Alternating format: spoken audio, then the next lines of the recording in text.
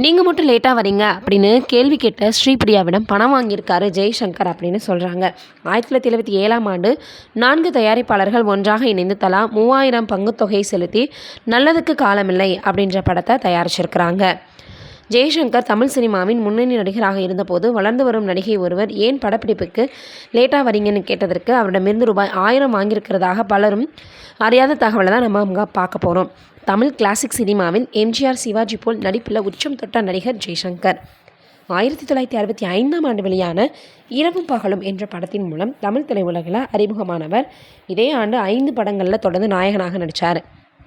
இதில் ஜெய்சங்கர் நடிப்பில் வெளியான 3வது படமான பஞ்சவர்ண கிளி படத்தில் பாலுசேகர் என 2 வேடங்களில் நடித்தார். நடிக்க தொடங்கிய 3வது படத்திலேயே இரட்டை வேடங்கள் நடித்த ஜெய்சங்கரின் நடிப்பு பலரின் பாராட்டுகளை பெற்றது. குறிப்பாக ஜெய்சங்கர் இந்த படத்தில் ஒரு கேரக்டர் வில்லனாக நடித்ததற்கு ரசிகர்கள் மத்தியில் மட்டுமில்லாமல் சினிமாவில் இருக்கக்கூடிய பிரபலங்கள் மத்தியிலுமே வரவேற்பை பெற்றது. இந்த நடிப்பை பார்த்த சின்னப்ப தேவர் ஜெய்சங்கரை பாராட்டியிருக்கிறார்.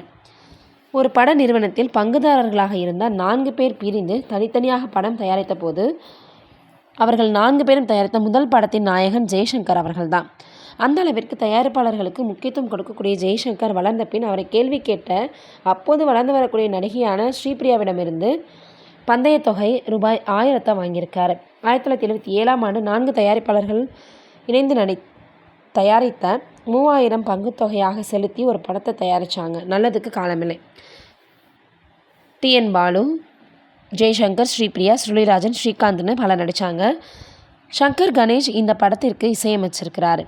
இந்த படத்தின் பெரும்பகுதி படப்பிடிப்பு தமிழக எல்லையான தடா பகுதியில் நடந்திருக்கு. அப்போது அனைத்து கலைஞர்களும் காலை 8 மணிக்கு படப்பிடிப்பு தளத்திற்கு வந்துடுவாங்களாம். ஆனால் ஜெய்சங்கர் மட்டும் 1 மணி நேரம் தாமதமாக வந்திருக்கிறார். அப்போது ஸ்ரீபிரியா அவர்கள் ஜெய்சங்கர் அவர்கள் தாமதமாக வருவதை பார்த்து, நாங்கள் எல்லாம் 8 மணிக்கே வந்துடுறோம், நீங்கள் மட்டும் ஏன் தாமதமாக வரீங்கன்னு கேட்டிருக்காங்க. அப்போது முன்னணி நடிகராக இருந்த ஜெய்சங்கர் இதை கேட்டு கோபப்படாமல், நாளைக்கு நான் உன்னை விட முன்னாடியே வருகிறேன் அப்படின்னு பந்தயத்தை வச்சிருக்கிறார்.